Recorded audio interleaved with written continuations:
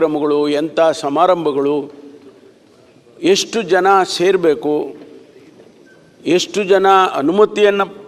ಜನ ಸೇರುವಾಗ ಅನುಮತಿ ತಗೋಬೇಕು, ಅಥವಾ ಇಂತಿಷ್ಟು ಜನ ಸೇರಿದಾಗ ಅನುಮತಿ ಬೇಕಾಗಿಲ್ಲ, ಇವುಗಳನ್ನು ನಾವು ಈ ಬಿಲ್ಲಿನ ಮೂಲಕ ತಂದಿದ್ದೇವೆ. ಮಾನ್ಯ ಅಧ್ಯಕ್ಷರೇ, ಪರಿಭಾಷೆಗಳು, ಅರ್ಜಿ ಆಗಲಿ, ತೊಂದರೆ, ನಾಗರಿಕ ತೊಂದರೆ ಅಂದ್ರೇನು, ಜನಸಂದಣಿ ಅಂದ್ರೇನು, ಎಷ್ಟಿರಬೇಕು, ಅದನ್ನೆಲ್ಲ ನಾವು ಡಿಫೈನ್ ಮಾಡಿದ್ದೇವೆ. ಇದರಲ್ಲಿ ಮುಖ್ಯವಾಗಿರ್ತಕ್ಕಂಥ ಕೆಲವು ಅಂಶಗಳನ್ನು ಪ್ರಸ್ತಾಪ ಮಾಡ್ತೇನೆ. 7,000 ಜನಸಂದಣಿ ಕಡಿಮೆ ಇದ್ದಾಗ ಅವರು ಕೂಡ ಅನುಮತಿಯನ್ನು ತಗೋಬೇಕು. ಆದರೆ ಅವರ ಅನುಮತಿಯನ್ನು ಕೊಡ್ತಕ್ಕಂಥವರು ಆ ಪೊಲೀಸ್ ಠಾಣೆಯಲ್ಲೇ ಕೊಡ್ಬೋದು.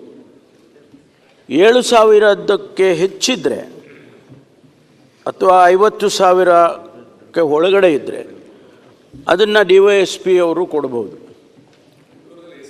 ಬೆಂಗಳೂರಿನಲ್ಲಿ ACP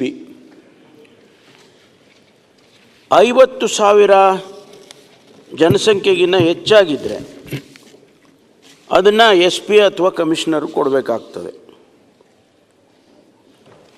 ಅನುಮತಿ ತಗೋಬೇಕಾದ್ರೆ ಈಗ ಹೋಗಿ ನಾನು ಕೊಟ್ಟಿದ್ದೀನಿ ಅರ್ಜಿ, ನನಗೆ ಈಗಲೇ ಪರ್ಮಿಷನ್ ಕೊಡಿ ಅಂತ ಹೇಳಿದರೆ ಆಗೋದಿಲ್ಲ. ಅದಕ್ಕೆ 10 ದಿವಸ ಮೊದಲೇ ನಾವು ಇಂಥ ಕಾರ್ಯಕ್ರಮ ಮಾಡ್ತಾಯಿದ್ದೀವಿ, ಇಷ್ಟು ಜನ ಸೇರ್ತಾ ಇದ್ದೀವಿ, ಮತ್ತು ಅದಕ್ಕೆ ಅರೇಂಜ್ಮೆಂಟ್ಸ್ಗಳು ಯಾವ ರೀತಿ ಇದೆ, ಎಲ್ಲಿ ಮಾಡ್ತಾ ಇದ್ದೀವಿ, ಆ ಜಾಗ, ಅದಕ್ಕೆ ಎಕ್ಸಿಟ್ ಇದೆಯಾ, ಎಂಟ್ರಿ ಇದೆಯಾ, ಎಷ್ಟು ಎಂಟ್ರಿ ಇದೆ, ಎಷ್ಟು ಎಕ್ಸಿಟ್ ಇದೆ, ಈ ಎಲ್ಲವನ್ನು ಕೂಡ ಅವರ ಅರ್ಜಿಯಲ್ಲಿ ನಮೂದನೆ ಮಾಡಬೇಕಾಗ್ತದೆ. ಆಮೇಲೆ ಸಾರ್ವಜನಿಕ ಅಥವಾ ಖಾಸಗಿ ಸ್ವತ್ತಿಗೆ ಯಾವುದೇ ತೊಂದರೆ ಆಗೋದಿಲ್ಲ, ಹಾನಿ ಉಂಟಾಗೋದಿಲ್ಲ, ಇದೆಲ್ಲವನ್ನು ಕೂಡ ಅವರು ಹೊಣೆಯನ್ನು ಹೊರಬೇಕಾಗ್ತದೆ. ಸಪೋಸ್ ಪ್ರಾಣಹಾನಿ ಆಗುತ್ತೆ ಎಂದಾಗಲೂ ಕೂಡ ಯಾರಾದರೂ ಜವಾಬ್ದಾರಿ ಹೊರಬೇಕಾಗುತ್ತೆ. ಈಗ ಕ್ರಿಕೆಟ್ ಸ್ಟೇಡಿಯಂನಲ್ಲಿ ಆಗಿದ್ದ ಘಟನೆಯಲ್ಲಿ ನನಗೆ ಸಂಬಂಧ ಇಲ್ಲ ಅಂಥೇಳಿ ಆಗ್ತಾ ಇರೋದನ್ನು ನಾವು ಈಗ ನೋಡ್ತಾ ಇದ್ದೇವೆ. ಆದರೆ ಈ ಬಿಲ್ನಲ್ಲಿ ಅವರು ಜವಾಬ್ದಾರಿಯನ್ನು ಹೊರಬೇಕಾಗ್ತದೆ. ಅದಕ್ಕೆ ಅವರು ಇಂಡೆಮ್ನಿಟಿ ಬಾಂಡ್ ಕೂಡ ಕೊಡಬೇಕಾಗ್ತದೆ. ಆ ಇಂಡೆಮ್ನಿಟಿ ಬಾಂಡನ್ನು ನಾವು ಡಿಫೈನ್ ಮಾಡಿದ್ದೇವೆ. ಪ್ರಾಧಿಕಾರದಿಂದ ಅನುಮತಿಯನ್ನು ಪಡೆಯುವ ಸಂದರ್ಭದಲ್ಲಿ ಆಯೋಜಕರು 1 ಕೋಟಿ ರೂಪಾಯಿ ಮೌಲ್ಯದ ಬಾಂಡನ್ನು ಕೊಡಬೇಕಾಗ್ತದೆ. ಈ 1 ಕೋಟಿ ರೂಪಾಯಿ ಬಾಂಡು 5,000 ಒಳಗಡೆ ಇದ್ದರೆ ಅಪ್ಲೈ ಆಗೋದಿಲ್ಲ. ಮಾನ್ಯ ಸುರೇಶ್ ಅವರೇ, ಹೆಚ್ಚು ಜನಸಂಖ್ಯೆ 50,000 ಆ ರೀತಿ ಸೇರುವಂಥ ಸಂದರ್ಭದಲ್ಲಿ ಇಂಡೆಮ್ನಿಟಿ ಬಾಂಡ್ ಅಷ್ಟೇ, ಅವರೇನು ಹಣ ಕಟ್ಟುವಾಗಿಲ್ಲ, ಬಾಂಡನ್ನು ಅವರು ಕೊಡಬೇಕಾಗ್ತದೆ.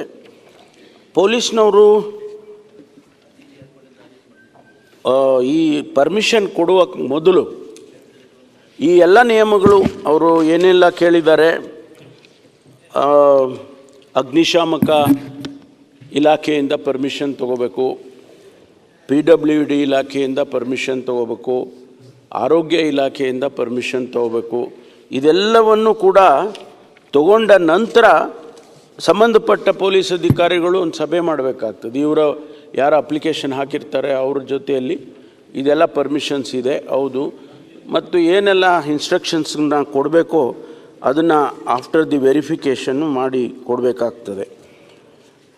ಆಮೇಲೆ ಶಿಕ್ಷೆಗಳು, ಒಂದು ವೇಳೆ ಇದನ್ನು ಅವರು ಮಾಡದೆ ಹೋದರೆ ಅಥವಾ ಆ ಸಂದರ್ಭದಲ್ಲಿ ಏನಾದರೂ ಕೂಡ ತೊಂದರೆಗಳಾದರೆ ನಾಗರಿಕ ತೊಂದರೆಗಾಗಿ ಶಿಕ್ಷೆ ಯಾವ ರೀತಿ ಇರಬೇಕು ಅದನ್ನು ಡಿಫೈನ್ ಮಾಡಿದ್ವಿ. ಒಂದು ವೇಳೆ ಈ ಸುಳ್ಳು ವದಂತಿಗಳನ್ನು ಮಾಡ್ತಾರೆ, ಈಗ RCBನವರು ಪೋಸ್ಟ್ ಮಾಡಿದರು ಸೋಷಿಯಲ್ ಮೀಡಿಯಾದಲ್ಲಿ, ಎಲ್ಲ ಬಂದುಬಿಡಿ ನೀವು ಎಲ್ಲ ಕ್ರಿಕೆಟು ಬೆಳಗ್ಗೆ ಬಂದು ಲಕ್ಷಾಂತರ ಜನ ಬರ್ಬೋದು ಅಂತ ಪೋಸ್ಟ್ ಮಾಡಿದರು. ಅದೇ ಪ್ರಕಾರ ಬೇರೆ ಬೇರೆಯವರು ಕೂಡ DNA ಅವರು ಪೋಸ್ಟ್ ಮಾಡಿದರು, ಮತ್ತು ನಮ್ಮ ಮುಖ್ಯಮಂತ್ರಿಗಳ ಕಚೇರಿಯಿಂದ ಪೋಸ್ಟಿಂಗ್ ಆಯಿತು ಅಂತ. ಈ ರೀತಿ ಮಾಡಿದಾಗ ಸ್ವಾಭಾವಿಕವಾಗಿ ತೊಂದರೆಗಳಾಗ್ತವೆ. ಅದನ್ನು ಕೂಡ ನಿಯಂತ್ರಣ ಮಾಡ್ತಕ್ಕಂಥದ್ದು. ಅದಕ್ಕೇನು ಶಿಕ್ಷೆ ಕೊಡಬೇಕು? 3 ವರ್ಷಗಳಿಂದ 3 ವರ್ಷಗಳವರೆಗೆ ಮತ್ತು 50,000 ಜುಲ್ಮಾನೆ, ಇಲ್ಲಾಂದರೆ ಅದು 2. ಅದನ್ನು ಇಂತಹ ಈ ಪೋಸ್ಟಿಂಗ್ ಮಾಡೋದು ಇವೆಲ್ಲವನ್ನು ಮಾಡ್ತಕ್ಕಂಥವರಿಗೆ ಶಿಕ್ಷೆ ನಾವು ಇದರಲ್ಲಿ ಸೇರಿಸ್ಕೊಂಡಿದ್ದೇವೆ.